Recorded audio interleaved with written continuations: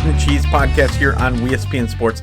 I once again am Johnny Samp, and my co-host here, Carter Decker, St. Norbert standout receiver and track and field athlete, joins the show once again for another week. But unfortunately, the Packers did lose to their rivals, the Lions. I'm all over the place here. They did lose to the Vikings earlier in the season in really a bad showing for the team. Carter, we were talking about it. We had the outdoor weather that usually favors to the Packers, but it didn't seem to do that here in this contest. But they lose 24-14 to the Toilet Lions. And if you notice how I threw that in there, but there's a lot to unpack here today. A big Christmas morning for the Lions fans, and basically winning their Super Bowl. We're not going to even talk about that. Let them have it. We'll be back, and we will talk about it some more. But looking at that 24-14 score, Carter, we did not look very good. Let's talk about it a little bit. Yeah, just completely bad showing on all sides of the ball. I mean, we didn't really have the turn. We didn't win we did not win the turnover battle. We did actually outclass them on offense and all facets, but it doesn't really matter when we give the ball up or the ball ends up out on the ground. And they just cut loose on us. Unfortunately, like I said, the weather usually helps us. And the last time that they were outdoors in an outdoor stadium was last year. A while ago. So it's been a while since they had been outdoors, and I thought that was going to play to our advantage. It did not at all. They took full advantage of it. They were very secure with the ball. They were able to catch pretty much every ball. Very rarely did they put the ball on the ground. At the end of the day, that's what's going to win you those games at the end in those weather conditions. So we didn't play up to standard, and we definitely did not play well enough to beat the Detroit Lions. And something that it's taken me a while to understand and wrap my head around. But I was actually at the dentist's office, and my dentist, big sports guy, loves sports. We were talking about it because I was upset, and I'm like, yep, it was Monday morning, so I'm like, yep, coming fresh off a loss, something you don't want to see, especially in Green Bay. There is a different vibe when we do have a loss here in town because we are a small town. We kind of rely on the Packers wins, and not to say that, it really impacts things, but the mood does definitely shift a little bit. And he goes, yeah, but we were winning games when we were making those same mistakes. This might be a good point where we actually lose and kind of realize the mistakes because we couldn't sustain the mistakes and keep on winning. And we're lucky that we have the bye coming up this weekend, preparing us, giving us a little extra time to get healthy again and get prepared. But a couple notable players that were out for this one was Jair Alexander, Evan Williams in that secondary, and then on the line it was Josh Myers. So that those missed snaps and that sort of thing, maybe because Josh Myers was out, obviously kind of relates hand in hand with the snapping in the center. But Packers look bad in all facets and making many mistakes. Jordan Love had a pick six before the half, which was just stupid. We got to clean those up. And then we had missed field goal, which I guess happens in rainy weather, but it shouldn't be happening anymore with McManus. I think we got to clean that up. Make sure if I'm Coach LaFleur, I'm wet in the field. I'm making sure that the condition or practice field, making it sure it's as tough as possible, and he's still got to make those. We've had field goals missed here in the early going with Narvison, and we continue to see that stretch. Now, on the other side, we had 3 botched snaps, 10 penalties, and 6 drops in the contest, which is not a good look for the green and gold, and we did not look good in that contest. So let's talk a little bit about it, though. A lot of this is mental errors. How do we fix that, Carter? And how do we move forward when we take on the Bears? I believe it's the Bears coming up this next after the bye week. And how do we fix that before playing them? I'll be honest, I'm at a loss. I've been very optimistic this season so far, and it seems like these issues keep reoccurring. I mean, missed field goals, like, all right, well, he's bound to miss at some point in time, but missing that one was actually kind of brutal. The interception before the end of half was just absolutely unneeded. I understand he was trying to get the ball out. When you look back at the film, he was completely covered. And even if Josh Jacobs were to continue down where Jordan Love was anticipating him, it still would have been an interception. So it didn't really matter at the end of the day. It was a bad decision all around. The Josh Myers and having a new center in and snapping the ball, yeah, that could have been cleaned up, and it was probably the worst time for a new center to come in those kind of conditions. Then the drops. The drops is probably where the mental errors are really need to be fixed. I know it's wet out, and believe me, I know it's not easy to catch a ball. especially in those kinds of conditions, especially in the NFL level. But these guys are getting paid a lot of money, and it's just concentration at the end of the day. Now Jordan Love did miss quite a few. He was off the mark, and again, that's just to be considered when you have the rain and that kind of stuff going on. It just was not a great game. And at the end of the day, there's a lot of stuff we need to clean up. So I'm actually kind of at a loss. I don't really know where to start. It just seems like the reoccurring issues are still going. If I were to start somewhere, though, I'd probably start with the penalties. I mean, that 5 yard penalty for the false start ended up killing our entire drive. And that was going to be a good scoring drive. We needed to score there, and we shot ourselves in the foot. So, I think that's where I personally would start.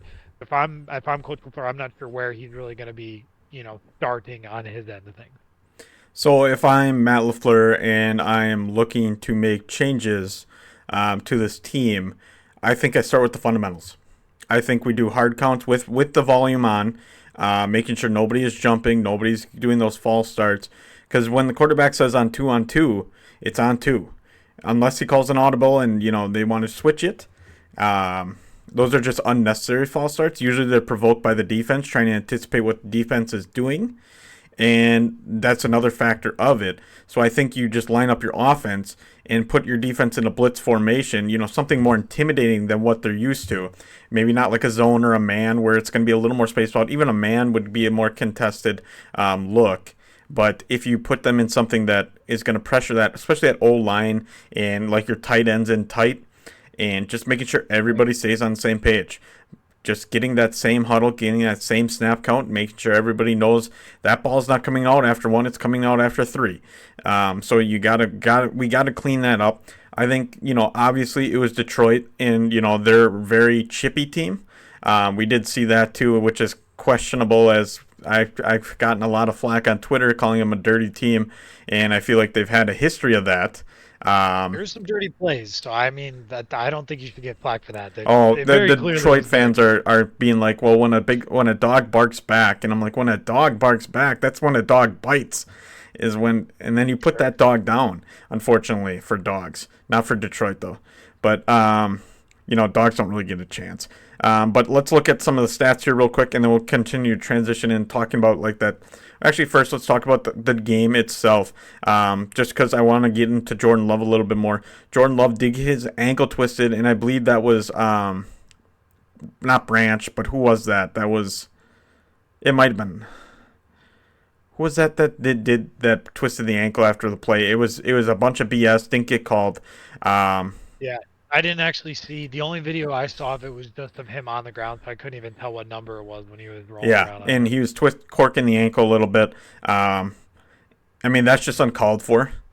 And Absolutely unnecessary. I feel like part of it though is that Detroit is such a want to prove themselves team, and they always have been. I mean, you had the Ndamukong Suh stomp on Kevin Dietrich Smith. You've had Kirby Joseph not take players out in multiple games here on not clean hits, and then you had the Branch play head to head.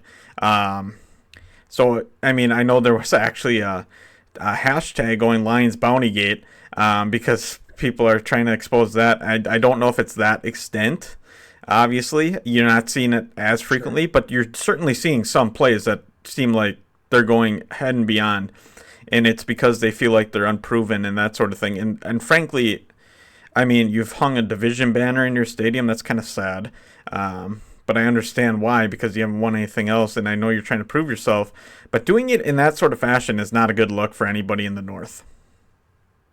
No, and I think it's just I mean it's just dirty. Like he didn't have to hit him head to head, and I know it's a football play, right? So he's still like going for the ball and everything, but very clearly looked like there was intent. And even Tom Brady on the telecast, he's catching some fire because being an NFL owner now, he's not supposed to be criticizing the refs. So a lot of people are trying to, talk smack on him because he's criticizing the refs, saying maybe that wasn't the right call or whatever. But at the end of the day, there's a difference between grit and you know, being a dirty player and making hits or twisting ankles, stuff like that happens. Now, again, it's football. You get mad, there's emotions, get that.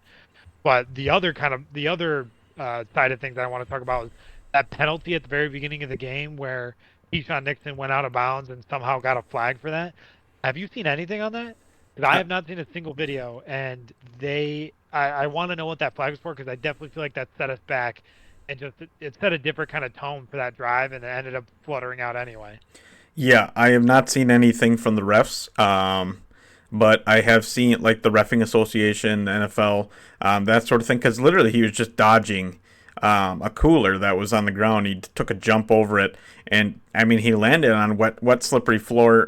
Because what do they use? Like a plastic kind of material over there. It's Um, field. yeah, and it gets slick, and he still landed, which I'm actually impressed. I think I would have probably taken the cooler to the knee rather than try to jump and land with cleats on in a slippery situation.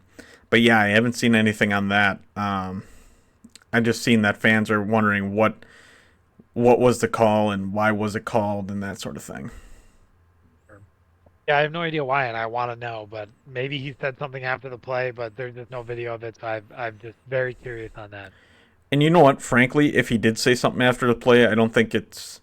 I mean, it's a rivalry game. I mean, unless you're threatening, like to burn your house down, like Jackie Moon did in semi-pro to what was his name, Pastor Jeff or something, Pastor Pat. Yeah, Uh, something like that. yeah. And anyways, but let's talk a little bit about the game.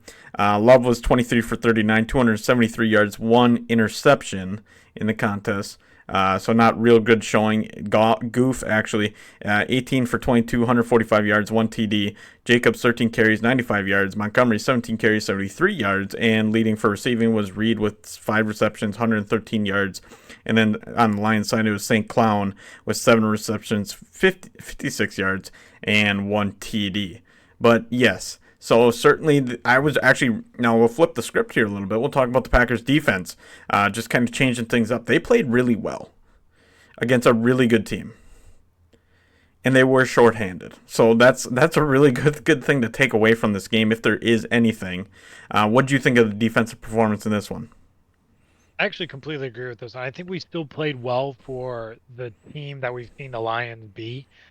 They usually are scoring more points per game than that. So I think we did pretty well to hold them. Did we do great? No, we still let it leak and we still let stuff go. But again, one of those touchdowns isn't even on the defense. That was we threw a pick six, 20 yards away from the end zone. So they, had a tough start and they were dealt a tough hand again this game. So I think the defense is really playing as best as they can. The offense really needs to stop putting them in those positions where they have to play really, really, really perfect in order to actually come off the field with 3 or fewer points. So I think they're playing well. Like you said, very beat up. We're missing Evan Williams and a few others, and I think we kind of felt the sting of that. We got the run game obviously was great for Detroit, and we need to just stir that up. But that's been the story the entire season. So really wasn't expecting too much of a difference from there. But the Lions played Lions football, and unfortunately, our defense could only keep up for so long. I think 24 points is respectable to let 24 points in. Our offense has got to kick it up a notch and put them into some better situations.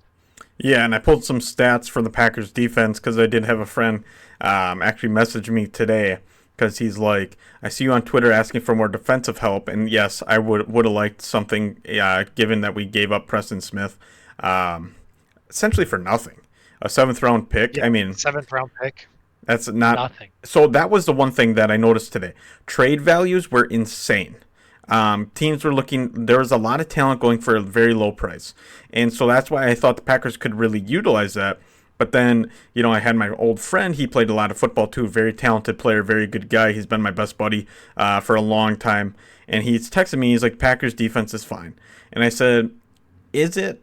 And then I had to look up some stats. It's okay. I would say it's mid, not top, obviously. But the Packers defense in total is ranked 11th in the league right now after week 9.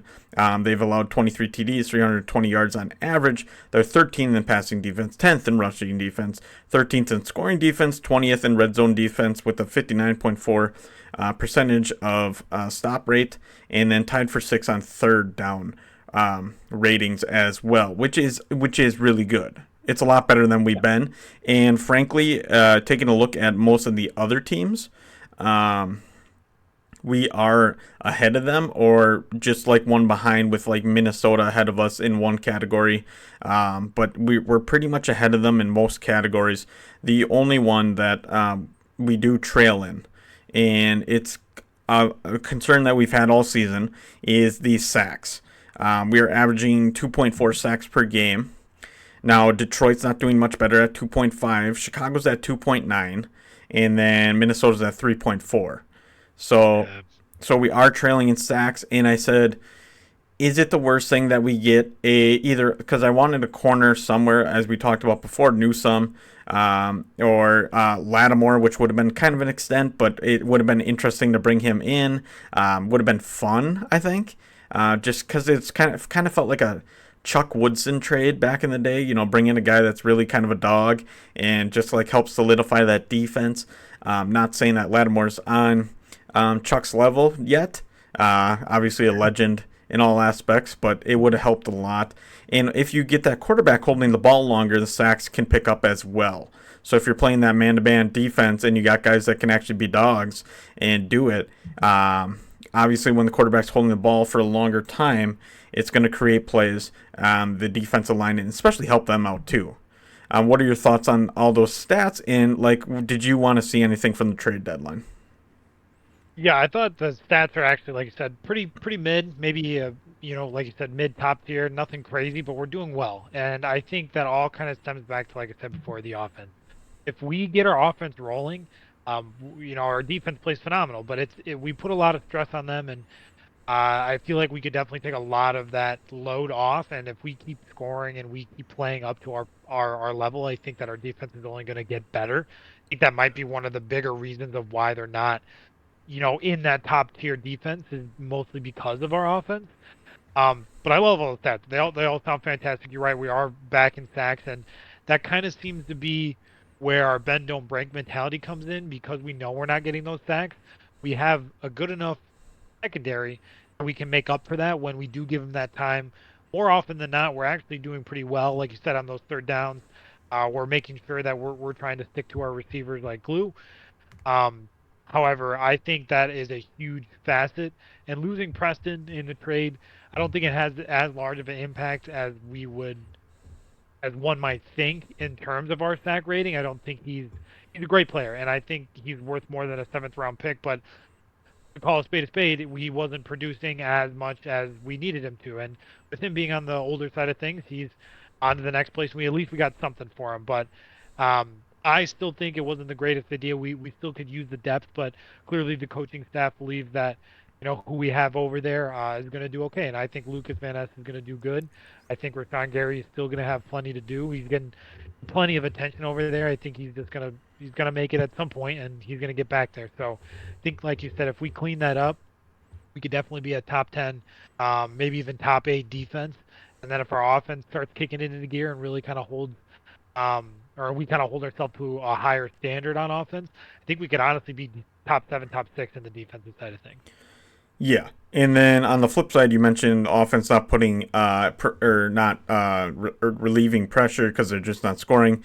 I'm just gonna run through some stats here real quick again, just really fast. So on yards wise, we are leading our most opponents. We're out rushing our most opponents barely. It's 220 or out rushing our opponents pretty handily. Excuse me.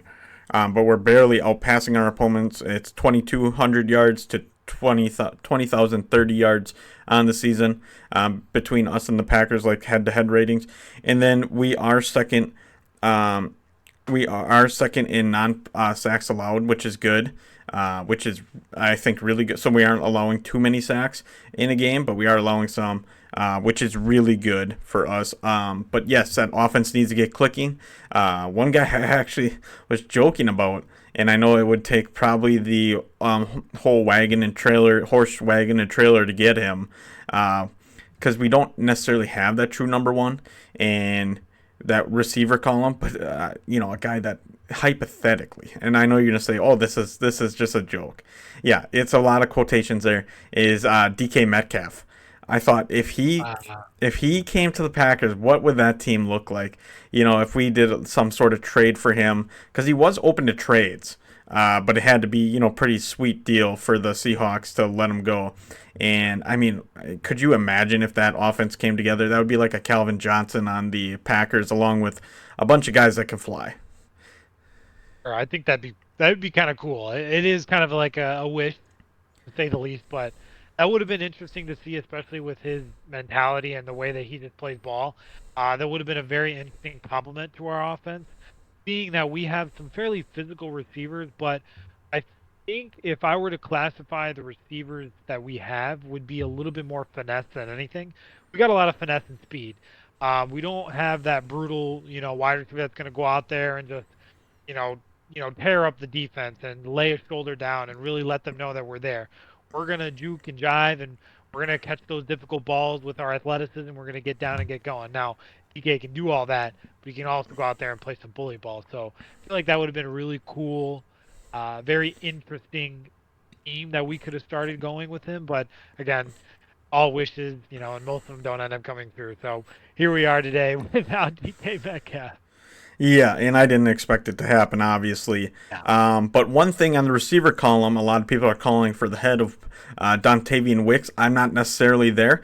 Yes, he had some important drops over the season already, and he had a few in the last game. But Devontae Adams, he was the same way. He had a lot of drops in his first couple seasons with the Packers. I remember going to the Packers Patriots game that might have been 2017, and he had a number of drops in that contest, and it was kind of brutal. But we did end up winning the game. But what do you think about Wicks and his future with the green and gold? I mean, I've said it a few weeks now where the drop's got to stop, and I mean, I don't think we should be calling for his head or getting him off the team or selling him or anything like that. I don't believe that because everyone goes through a period of drops. Like I said, Devontae Adams went through a period of drops. Now, you've got the rest of the season to clean it up. But if this becomes a thing where it happens every single week where he's going to drop an important ball, because Jordan Love is going to get it to him. He has no fear. He has no hesitation getting him the ball, which I really appreciate coming from a wide receiver standpoint. If I were to drop the ball, I'd want to make, or I'd really would hope that the quarterback wouldn't hold it against me. I don't think that that's the receiver that I am, or I don't think any receiver in the league thinks that's who they are. They think they're going to go get the ball. I think if he can just clean it up till the end of the season, it'll be just fine. But if it becomes a regular thing where he's dropping the ball in the end zone like that, granted it was a little behind him, still he jumped and he had a lot of space to cradle it in and just ended up didn't really like make solid contact with his hands really. So uh, I think if he can clean it up and he can save his career, not save his career because that sounds harsh. I I was don't going think to he's a say. bad receiver. I think he's a great receiver. I don't think he needs to save his career because it's not at that point.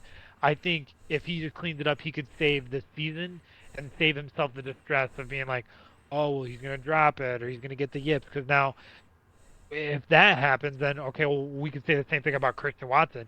He misjumped, what was it, two or three balls where it would have been big plays, but he mistimed it or he lost it in somewhere else. That's kind of the similar issue. So I don't think it's come to that point. I think we have a lot of season left, but it's got to start now. It's got to start today. Actually, I'd start yesterday. Um, so I think there's plenty of chance, plenty of opportunity he's going to have, especially with the wide receiver core that we have. We just got to clean it up. If Jordan puts it in a bad spot, Jordan puts it in a bad spot, and that's on him. But the rule of a receiver has always been if it hits your hand, you better come down with it. Yeah, and I'm on the same page with you. I don't think it's time for him to get moved around, anything like that. I don't think you're going to find a better value with his contract and everything else for a receiver of his potential and of his talent. I really like what Wicks can bring to the table. I just wish he would bring that turkey to the table once in a while here and give us some big plays in Green Bay. Unfortunately, he has not, but we will move past it and look ahead. So we are heading into the bye week. What are the key things that the Packers have to work on in this bye week? I got a few ideas. Most of it's going to be starting with rest and getting healthy, and then it's going to be just coordinating everything on schedule because I really think we can turn the season around if we want to. Yes, I did want a free eight or trade today. In actually today is trade deadline day, ladies and gentlemen. We are recording on a Tuesday, the 5th, and it is election day too in November. But anyways, what are things that the Packers could work on? You think heading into the bye week so we can get ready for those Bears because the Bears are going to be coming attacking too. Yep, they're going to be coming atrociously. They're going to be coming at us, and they're going to be trying with everything they got. Like you said, very first thing we need to do is rest. We got to get Jordan Love healthy. We got to clean up some nicks and bruises that we have along the way. Josh Jacobs is kind of getting a little. It looks like he's getting a little tired. Looks like he's getting beat up a little bit. He's getting some hard hits, and he's hitting some people kind of hard. So I think he needs to get a little bit of rest. I think we just need to shore up our cornerback situation. Ja's got to get back. Stokes has got to get back. And we just need to start playing a little bit with a little bit more of an edge. I definitely felt like we were missing that with Ja out. Um, it definitely felt flat on the defense. Not that they played bad because they played phenomenal, but it felt a little flat coming out. It didn't feel like they had too much energy. Felt like they were kind of letting the ball come to them. So I think we just need to take it back. Like I said, rest. Just let the week, proceed how it is. Don't, force anything. We don't need to make drastic changes now. The deadline's over. We need to make peace with the fact that Preston's gone, and you just got to take it easy and just start focusing on the next opponent. You need to take this day by day, and see what we can do out on the other side. Really, just game plan for the Bears because they're going to play with all the heart they got. They always play, no matter where they're at. They could be 1-15, and they're still going to play like they're Super Bowl. So I'm definitely not overlooking the Bears. They're starting a little bit of a come up, and they're starting to look pretty good now offensively. They're starting to kick it in, and of course their defense has always been decent. So I think we got a lot to prepare for. I think if we can get Jordan healthy and he can get back to being mobile, then that's going to make a huge difference. And I think defensively, we just need to really focus on that D line and that corner position. Yeah, and yep, that D line corner position. Those were the ones that I was targeting in the trade deadline as somewhere to be. But you talked about Jair, and he simply hasn't played enough games. I mean, he played 6 games this season out of 9, which is pretty good for him. Playing 2/3 of the games. But when he plays, there is a definite difference on the defense. Teams are scared to throw to their number ones or whoever Jair's lined up across. I mean, and he starts with a good chippiness to him. I mean, look at Stephon Diggs. Immediately in the warm-ups, it wasn't like they barely even talked. Keyshawn Nixon kind of started it, or actually, I think Diggs and Keyshawn just kind of started it. But obviously, it was because of Jair. He knew Jair was there, and he knows that he gets shut down by Jair. So it would be nice to get him healthy and get him playing more Packers football because everybody loves him. You see a ton of 23 jerseys everywhere you go. I'm the only guy that reps the number 7, Don Mikowski, because Mikowski's the man, the myth, the legend. But yeah, I think we need a rest. I think we need also to once again work on those pre-snap things. Some of the dumb penalties that we are getting. I think Matt LaFleur really needs to bark it at them and house it down. I think we also need to work out in the weather. I think we're kind of getting a wetter, rainier kind of conditions here at Lambeau. It's not going to get easier, ladies and gentlemen, at Lambeau Field. It gets colder, and it gets especially with receivers, their hands get cold. I know I might be overextending it a little bit, but if I want to prepare guys for those cold weather games late in December, I'm dipping their gloves in water right now and letting it get cold because you know what? It's gonna get cold, and when those gloves get sweaty, they can get really cold too on the hands. So you got to prepare the guys to get those cold hands as well because we don't want to see the drops. We've seen the drops in warm weather. We don't want to see them in cold weather. I would like to be able to throw the ball and be a team that can really, kind of like the late Patriots, late in, obviously throughout Tom Brady's career, they could all catch in cold weather. It didn't matter who it was. It was like Edelman. It could be Moss. It could be, they had a whole bunch, Wes Welker there, and just a number of random guys, but they all could catch in cold weather. It would be nice to see if the Packers could do that as well, too. I think that would be a good preparation. And it just kind of sparked up in my thoughts as I was talking of a good drill to do, run the receivers with that, especially with that last game in rainy conditions and all the drops we had.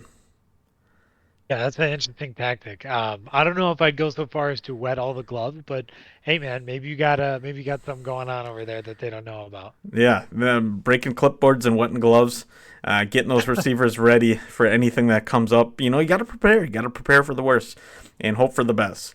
But let's move on a little bit here and talk about the Lions, the guys who just beat us, and their fans are still trying to clown us, even though they've only won a division title. You guys need to shut up.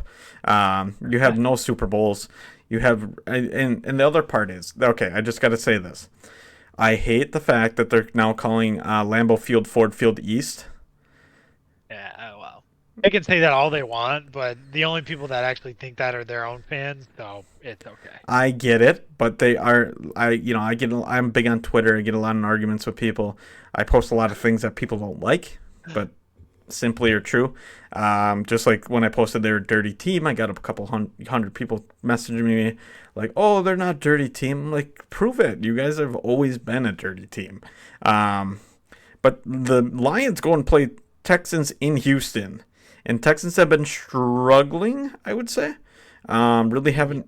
To say the least. Yeah, the Packers kind of ruined them. It was kind of like when we beat the Chiefs last year, I believe it was, and they went on that losing streak. So I feel like Texans might be our victims this year. And we do still need to get that statement win. It's driving me nuts. Not the sidetrack, but do you think the Lions beat the Texans here in this upcoming contest? First off, we really do need a statement win. Sorry, little tangent. You're correct. We got to stop these little Yep, wins. just We barely need one squeaking where out.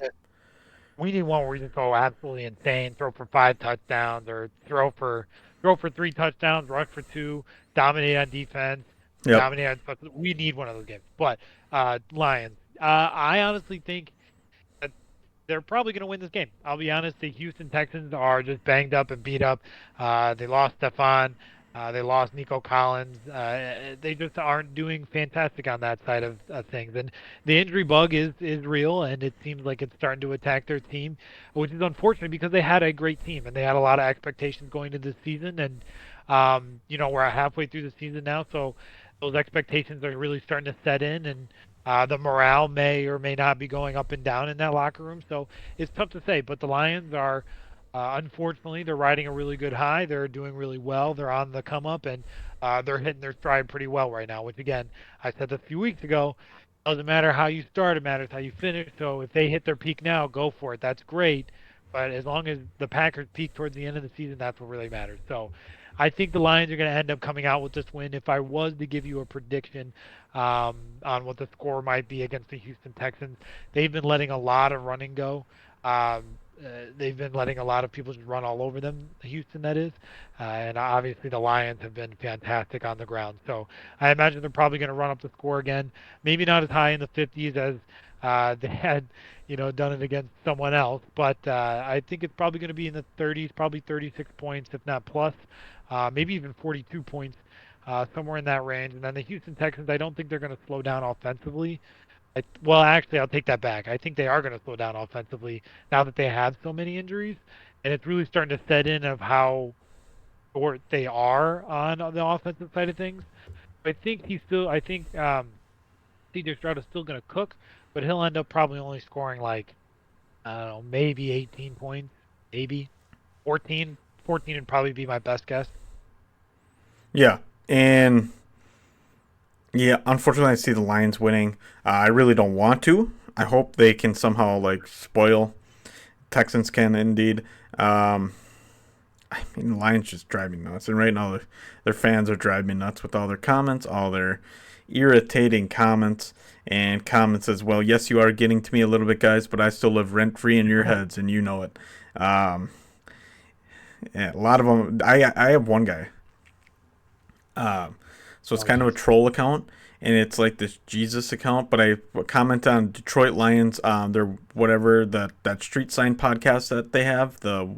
I forget what it's called. Anyways, and they said what would be your next prediction, or what would be your prediction for the next 5 games? This was probably 2 weeks ago, and I put 0-5, go Pack go. And this guy's been constantly tweeting at me, do you want to change your prediction like last week? So then I tweeted at him a Bible verse that said, do not hold a grudge or whatever. And that was funny because he's like, oh, it was a good dig, I thought. I mean, I got a slap out of it. But anyways, we'll talk about the Texans Lions. I got a feeling the Lions are going to win this one. And yes, their clown team is going to try to run up the score because they want to show they're dominant, even though they're just beating up on teams that are beat up. They did it with the Titans. They've done it with the Colts, I believe. They've done it with a lot of teams. And, the other part, now I keep backtracking to the loss that we had, is they only won by 10 points. And we played really bad. I mean, really bad. And they played, I wouldn't say their best football, but they played solid football. And for the conditions that it wasn't their greatest game. I'm not going to say that. But I said that, and I stand by it. We are playing really bad. So once we find that gear, ladies and gentlemen, it's going to turn on. And now we'll move on from that because I finally got that off my chest. As Carter knows, I hang it on my head. But the Lions-Texans, I think it's going to be probably 35 Lions because they are going to try to hit that 40 mark that they always try to hit. And then maybe 17 for the Texans. C.J. Stroud maybe gets a touchdown, running touchdown too, and then a field goal to help knock things through. But let's move on here to the Vikings. The Vikings take down the Colts 21-13. Darnold 28 for 34, 290 yards, 3 touchdowns, 2 interceptions. Flacco 16 for 27, 179 yards, 1 interception. In the running game, Jones had 21 carries, 64 yards. Taylor had 13 carries, 48 yards. Jefferson had 7 receptions, 137 yards. Whoa. Yeah, I was going to say a big game from him, fantasy owners. And then Downs, he had 6 receptions, 60 yards. Obviously, the Vikings, they did recover from their slip, but I don't think they recovered that well, beating the Colts only by, no, I can't do math, 8 points. And see how quick I fix that? And when I say I can't do math, I immediately fix it. But 8 points. Walked right in. Yeah, you would have thought that the Vikings that were 5-0 to start things off would have been able to beat up a little more on the Colts. But really didn't show it. And Darnold throwing 2 interceptions in that contest. I'm thinking they're slipping a little bit, Carter. I'm thinking it's starting to happen. They're starting to take that step back a little bit, and he's not throwing Just throwing backtracking well. just a touch. Defenses are starting to figure it out a little bit. I'm starting to think. But again, I mean, Justin Jefferson has still over 100 yards, so it's kind of hard to be like, oh, they're stepping back. Well, they're still getting Justin Jefferson the ball, so they're still going to do okay. Although 2 interceptions, that is a telling tale, especially when we have a quarterback who leads the NFL in interceptions. So, good But to he see was so that clean going in the out early so going. Yeah, he really was, and then it just. I think it's falling apart a little bit. I think it's starting to peel away. It's starting to fall apart, maybe just a little bit. So I was happy to see the way that it went, but they still ended up, taking the win. And Joe Flacco did not play well at all. He just played absolutely horrible. If you watch the game, he just looked super flat. Looked like he was old and didn't really have it all in him. Now he did still make quite a few plays and whatnot, so I can't discredit him completely. But it definitely didn't look fantastic, and only having 179 yards, he said, wasn't the greatest showing in the world. So I am kind of seeing this little downward trend starting to occur. So I'm very hopeful, but who knows? Maybe they pick it back up, and maybe Sam Darnold figures it out. But it seems like at the moment that defenses are starting to figure him out. Yeah, watch your back, Vikings. Watch your back. We're coming for you. Anyways, so I do think there's a little bit of a downward trend with the Vikings. Starting, at least, because they did lose last week. I forget who that was. It's beyond me now. Anyways, now they're just squeaking out a win against a team that really is a one kind of dimension team with the run game. And a basically should be retired quarterback, still playing ball. Obviously, Flacco has proven that he can play ball with the best of them, and that's because he had to play because Richardson decided to sub out and have a little. Yeah, we'll wonder. Take a breather. He's just taking a breath. Well, you got to take a breath once in a while, but usually that's when your defense is on the field, not when your offense is trying to cook. Anyways, the Vikings move on and take on the Jaguars in Florida. Now, Jaguars put up a good contest against us. I'm not going to discredit them. They put up a solid contest against us.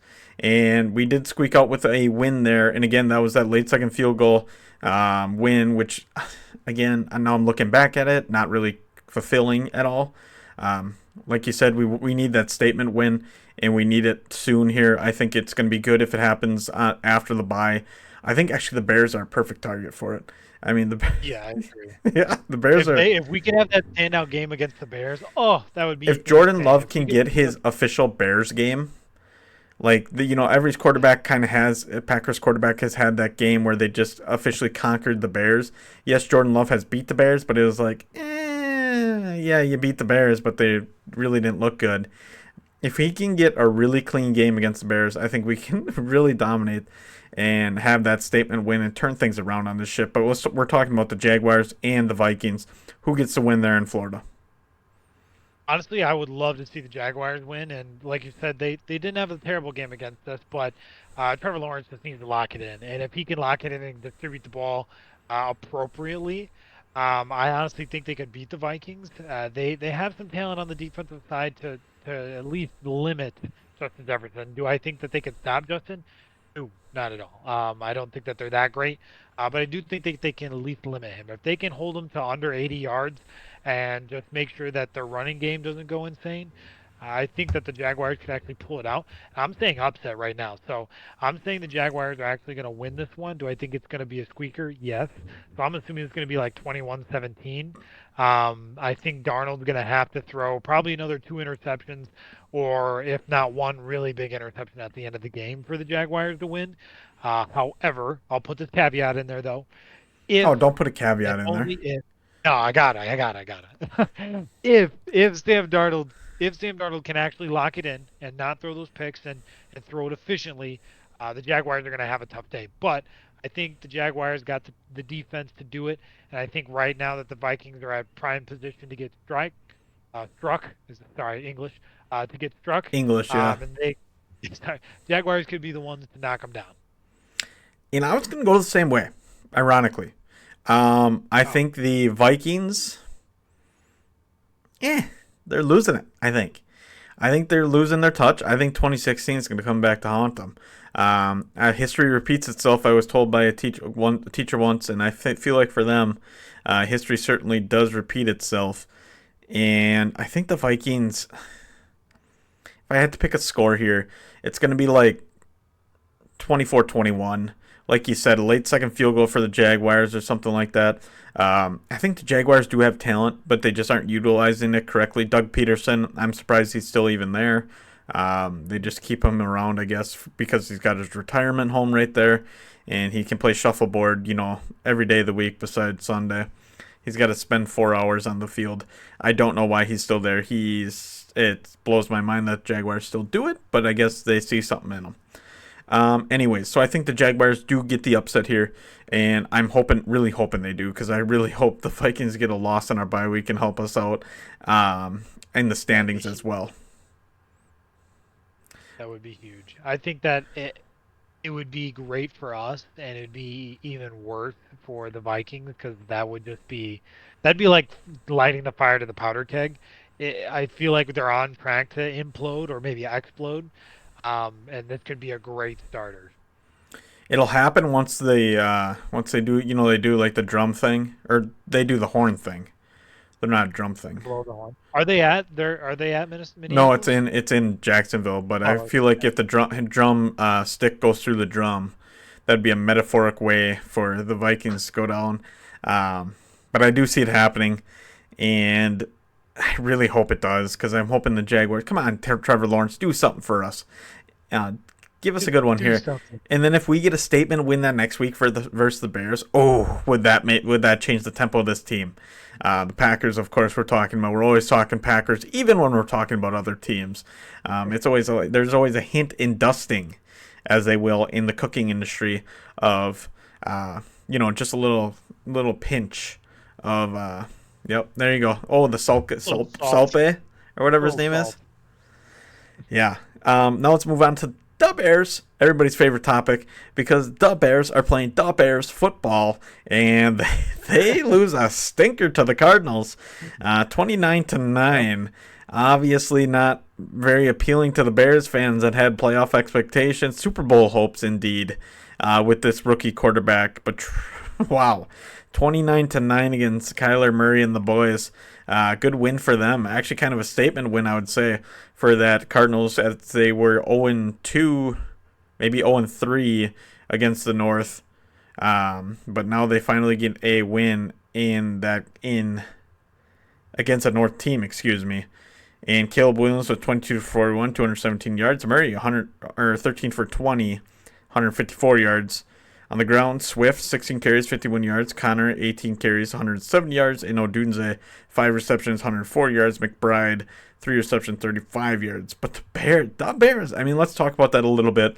You may have not got a chance to watch it, but what does that mean when you're losing to a team that everybody else has beat your division and losing handily? It's not like it's a slip through, like a slip, one play difference.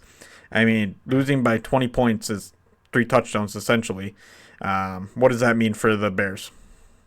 It just seemed like they lost all air. As soon as they started putting up a little bit of points, it seems like they just gave up. I mean, I'm sure you've seen the viral clip of DJ Moore just walking out of bounds halfway through the play while Caleb's scrambling, and he just goes and sits on the bench.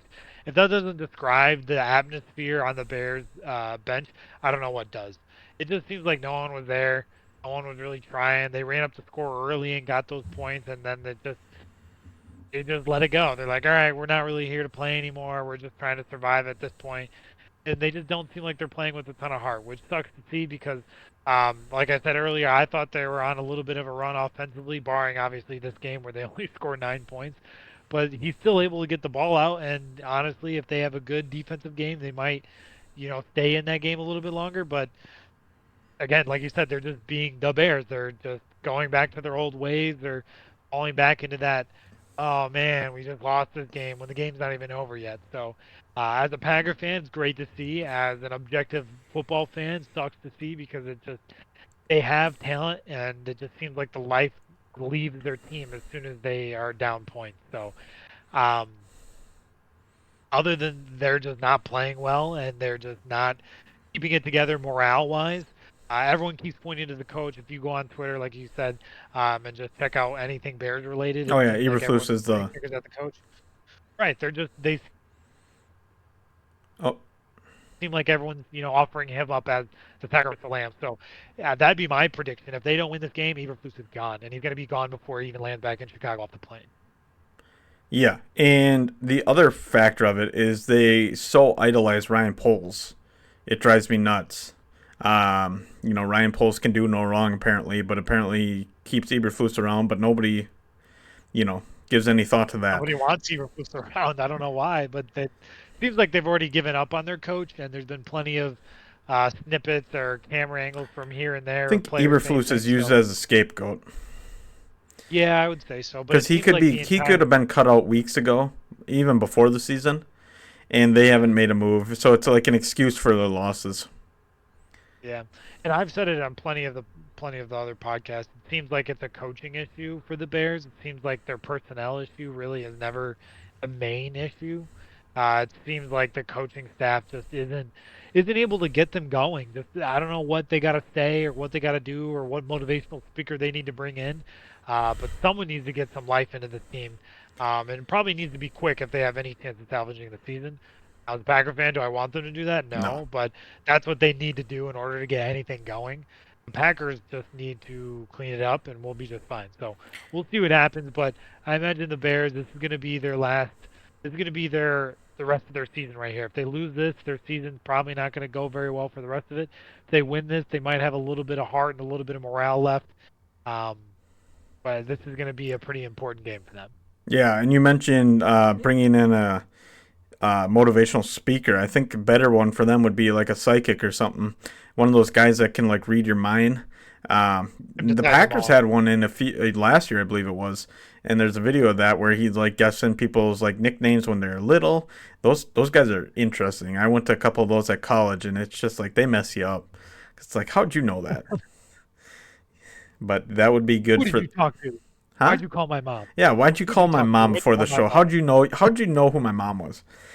Anyways, yeah, I mean, the Bears are the Bears. And do you think this loss to the Cardinals was kind of a hangover loss from the Commanders one, where they, essentially got deflated on the last play. And do you think this one kind of hung over into this week with the Cardinals? Yeah, like I said, it almost felt like they just had no heart, and coming and playing a really hard game and having a little grit and determination against the Commanders, just for that to go so sideways, like just that feeling of like, okay, we just did as much as we possibly could, and it was all for nothing. And now they go into this game where they're like, okay, let's try and have a new outlook. And then as soon as they get on the field, they just get stomped on very quickly. I'm not sure how the split ended up going between the quarters, but they put up points quick, and they put it on the Bears, pretty handedly. So I think that once that started kicking in, like you said, that hangover feeling of just like, okay, even if we did play perfect football and we came back from this, chances are it's probably going to be for naught because they're going to throw up a Hail Mary and score on us on the last second of the game. So I definitely agree that there was probably a little bit of a hangover issue there, where they were just still their morale was just low from that horrible loss they had. But this, like I said, this has got to be their week to clean it up. If they are going to ride that low of like, okay, we're losing, we're losing, we're losing, anything we do doesn't matter, then they're not going to have a great rest of the 9 week season. So they got to really step it up. This is going to be a huge game for them, and they need to do something to switch that feeling, and get some life in them. Yeah. And I know you mentioned earlier the DJ Moore walking out of bounds. Now, I don't know the ruling here, but if you step out of bounds, don't you have to leave as ineligible? So wasn't he technically bringing in? Because I believe he did step out of bounds when he did the cutback. So wouldn't he be ineligible? So did it really? Was it? Do you think it was really about just quitting on the play, or do you think he was ineligible and decided give him 10 receivers, don't give him my look? Because it was a bad look, I will give you that. But I know some people are arguing that he stepped out of bounds prior to walking off, and then he was ineligible at that point. You, I guess I would have to watch the tape on it. Yeah, I that's actually interesting. I didn't see that, but that's a very good take on it. If he had the wherewithal to know that he had stepped out of bounds prior to the spin, okay, that's smart football play. But if you watch the body language on the back end of it, where he just sits down, and then you realize that it's only second down and it's still got a third down to go, with him being the number one wide receiver, Oh, it's he's third not a and number 10 one. or I third had a and eight. huge argument on Well, that over the offseason to the when, Bears, that is. yeah. So I mean, him being one of the main, the namesake receivers of the core, if it's if it's a big third down, he's got to be out in the field for it. I imagine that the Bears aren't going to put a third down package out there to get 10 yards without DJ Moore in it. So to me, the body language and the down and distance situation seems like he was just ready to get off the field and be done. And he's had I tantrums thought before. Yeah, and I almost thought he had gotten hurt and maybe was like limping off. No, he walked fairly fine. But I believe the ruling, at least to my understanding, is if you do step out of bounds, you can't be the first one to touch the ball.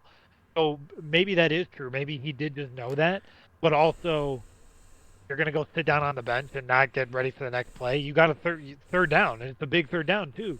So me personally, seemed like he didn't want to be there, but that's actually an interesting take, and maybe that is the way that he's gonna run with it. Yeah, no, I have no idea. I just saw a couple of posts on it, um, and I didn't necessarily get a close look at where his foot was, but I would have came back as he was coming back because he kind of angled towards the sideline. So if he did step out of bounds prior to that, like expecting to throw a little bit earlier, just kind of put one foot out of bounds.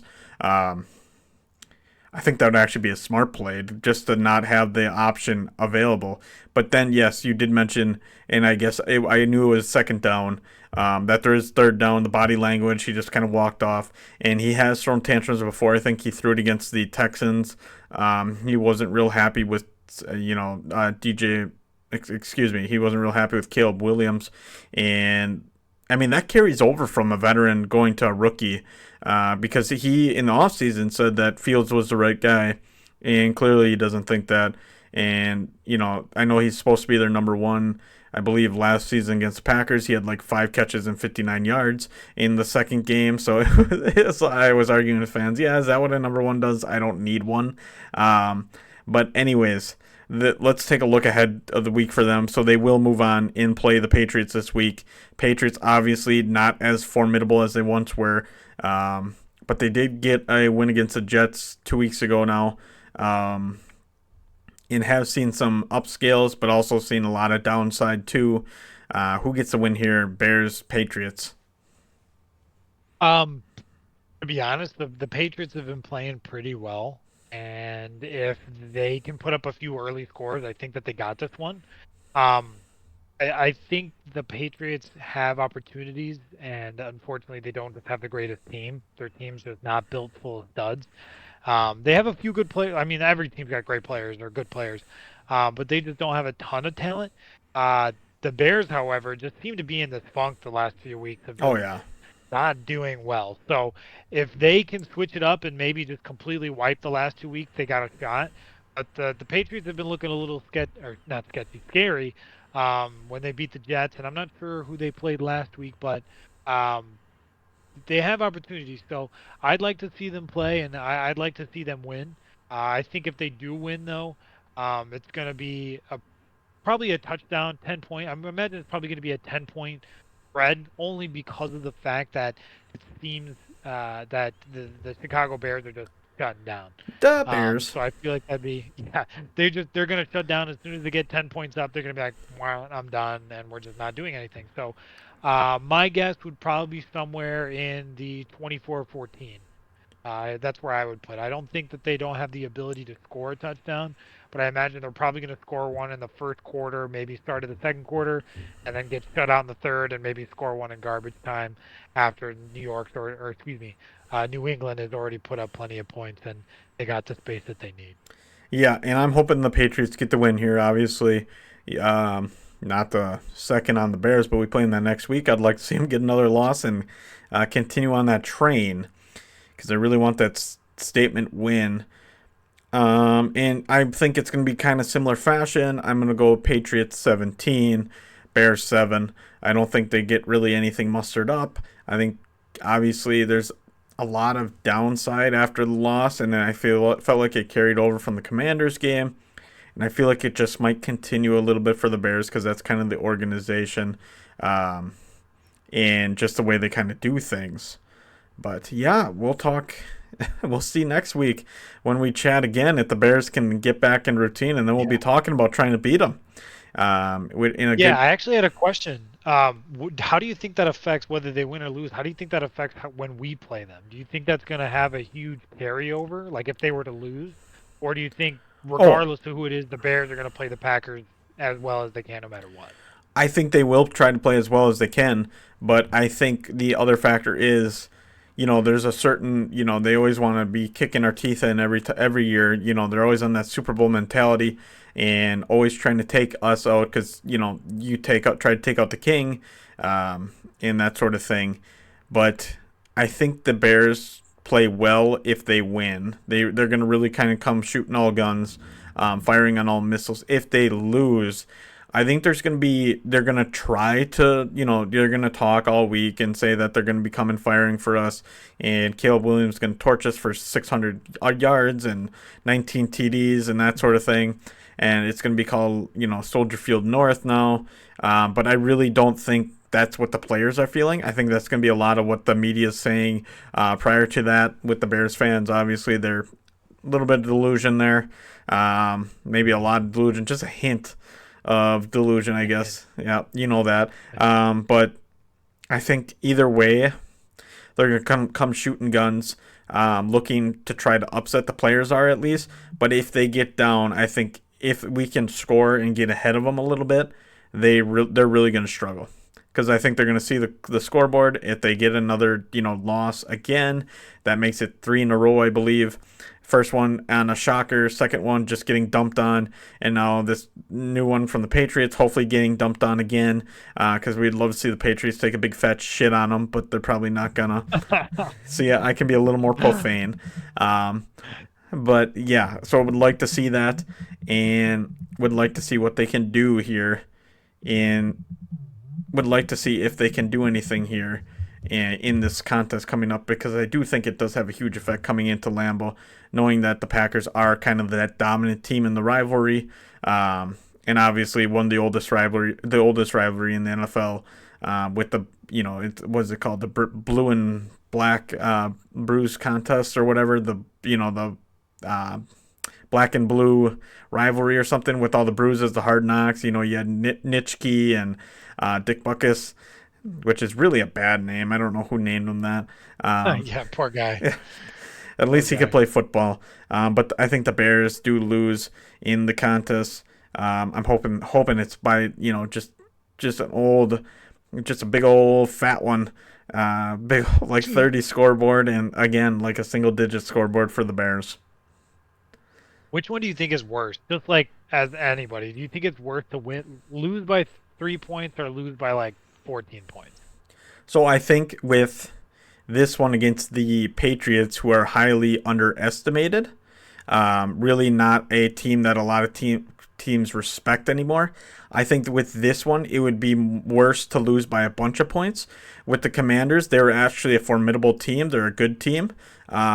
And they had them close. So, it's like, oh, you're so close. And it was 2 minutes or whatever left. And then they got on the scoring drive less than 2 minutes. And, throwing the ball up and getting that late Hail Mary, I think that's in its own right as devastating. Sure. Yeah, no, that is a devastating L to take on a last second And 50-yard considering Hail Mary. Oh, considering you had the guy showing off and everything like that, taunted players, and then he's the one who tips it back. I mean, it's just yeah. Bears football. It's a double doink all over again. That's the most Madden play I've seen this year so far. Other than Saquon Barkley reverse hurdling somebody, That was sweet. that definitely takes the cake for the most Madden play ever. But that was a close second. Yeah, and I definitely think that. But I was gonna say something here, and I lost my train of thought, Carter. But let's You're move on. good. You're good. Move on a little bit. And Lions today got Zadarius Smith. Obviously, Z's going to be looking for revenge again. Obviously, everybody's targeting us because we are the kings of the North, and we always know that. Until you get a Super Bowl, Lions, you're going to be junk. But what did you think of that move for Zadarius Smith? Believe it's for like a fifth round. Again, really I low think draft you're right. value. Really low. Yeah.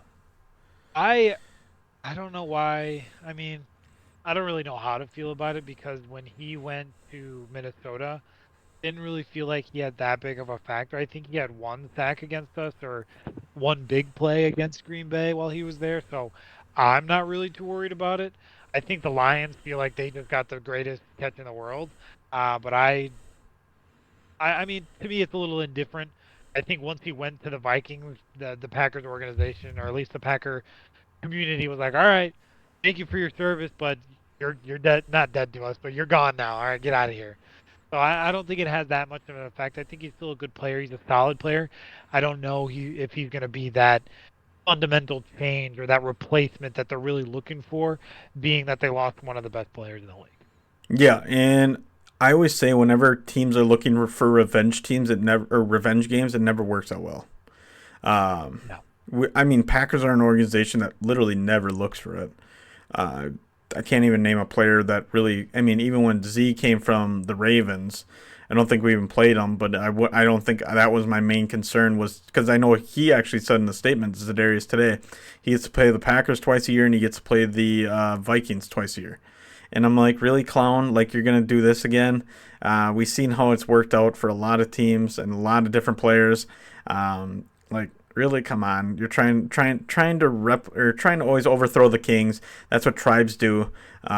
So there's actually a It's great. got to be a really interesting feeling. Sorry, it's got to be an interesting feeling going against your old team, though. I feel like that's got to be But it's essentially a maybe new not team. fun.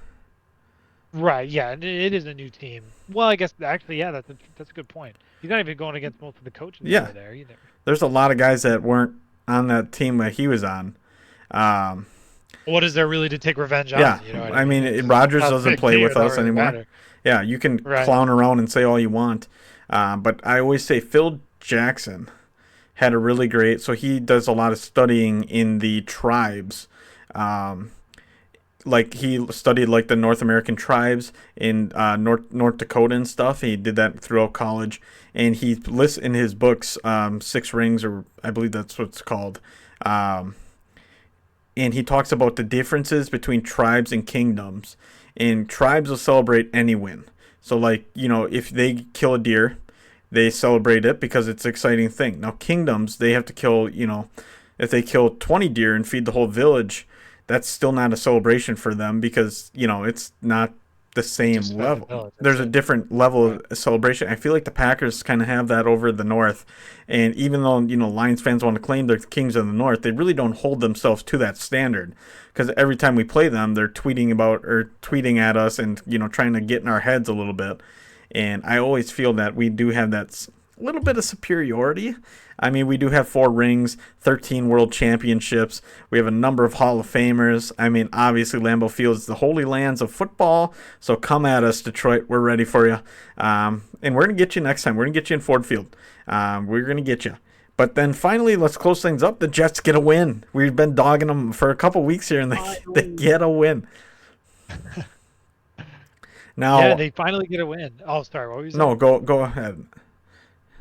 They finally win, and Devonta Adams finally scored a touchdown and had the breakout game.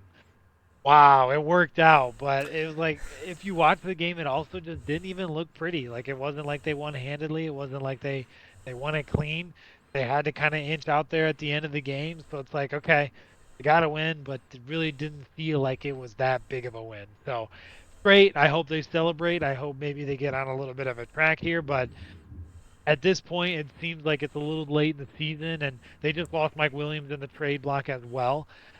Oh, Um, Rogers so wanted that's that. also yeah, so that's also interesting. I think he's going to Pittsburgh, Yep, right? he's going to Pittsburgh. So honestly, I think the Jets honestly lost in this. They lost Mike Williams, and they also lost it to someone who they have to play. So I think Well, they don't have to play. I don't know. Oh no, they don't. They are. Yeah, no, you're right. East and You're right. They don't North. have to play. Okay. But Okay. anyways, Correct. I was. Um, Oh, go ahead. no, it's I don't know. Like it's great. I'm happy they won, but at the end of the day, I don't think it really did much for him. I think that it kind of gave him an opportunity to show what it could be. But they just didn't even put the full game together. So I'm still interested to see they better have better games ahead of them. And I hope their locker room's kind of healing a little bit now. But with the departure and with the, this and that and all the distractions and everything, it seems like they're just not even like it seems like their little blip was like a heartbeat monitor and went up for a second and went right back. Still So dead. I'd like to hear what you think about it. So I think it. Congratulations. You beat. I forget who they even played, um, but they did get a win. My biggest thing I was going to talk about is the Kay Adams, and she always sets up for great content. Obviously, up and Adam. She goes to Devontae. She had him on the show today, and she asks, "Are they going to run the table?" And I'm like, "You guys already have like 7 losses. I think if you, I mean, essentially you could. I think could get to 9-7 or 9 and If they win out, I mean, if they win out from here, there's an opportunity there's because an they got six opportunity. losses already, But and yeah, they got 6 losses in a division where they're gonna need the wins at the end of the year, yeah, and they've already had 2 division losses. Excuse me, yeah, 2 division losses, right? I believe so. Either way, they haven't shown up in divisional games, and that's gonna come to bite them in the ass at the end of the day. So I agree. Yeah, and I thought it was funny though because I'm like, you're setting them up for failure, giving them that sound bite. I'm like, you can't say run it back when they're already got almost 9 losses on the season. Right. I think they're at 7, no 6, probably 6 probably, and Yeah, they're 3-6 right now. yeah, so 6 losses and 3 wins. Good job by Kay. I did tweet her after there this morning to see if we could get Marshawn Lattimore. See if she could work things out like she did with McKinney, because she always has a magical touch. Shout out to my dogs. But Yeah. anyways, Jets get a win. Good for them.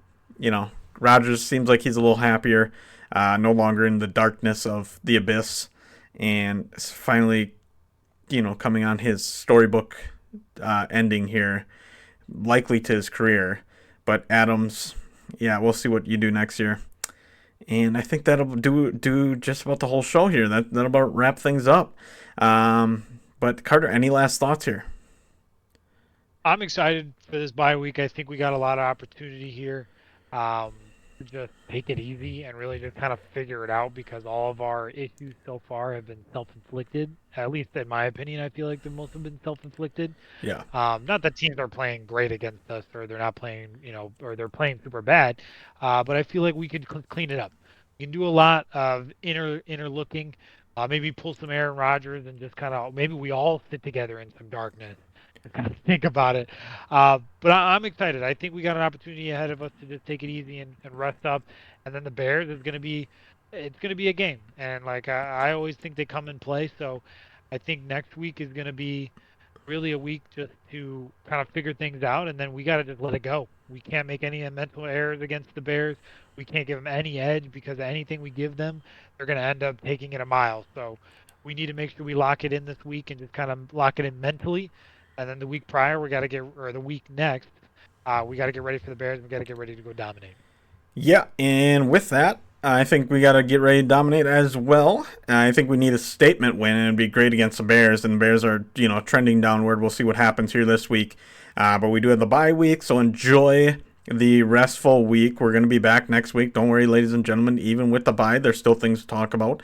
And I think Packers can really turn the table here, really get rested up, get some of those healthy starters, and let's come back and just punch them right in the face, punch everybody right in the face. You just walk Right in the mouth. yeah, hit right straight in the teeth. Really try to get some wins here. I'm sick of the squeaker wins. I want some statement wins. I want some big wins from the green and golden. I know we're capable of doing it. Tired of tweeting negatively and talking bad about the team. But at some point, we do have to change what we're doing to make me more in a positive mindset. But with that, that'll wrap things up for the Beer, Meat, and Cheese podcast. Everything you need for your tailgate experience and more. So give us a listen here on YouTube. You can give us a watch, and on Spotify as well. And we're always open and willing to chat. Carter Decker and Gianni Samp signing off. So have a great night, ladies and gentlemen. We'll see you next week for more content. Have a fantastic week. And for Packers fans, have a fantastic bye week. Have a beer.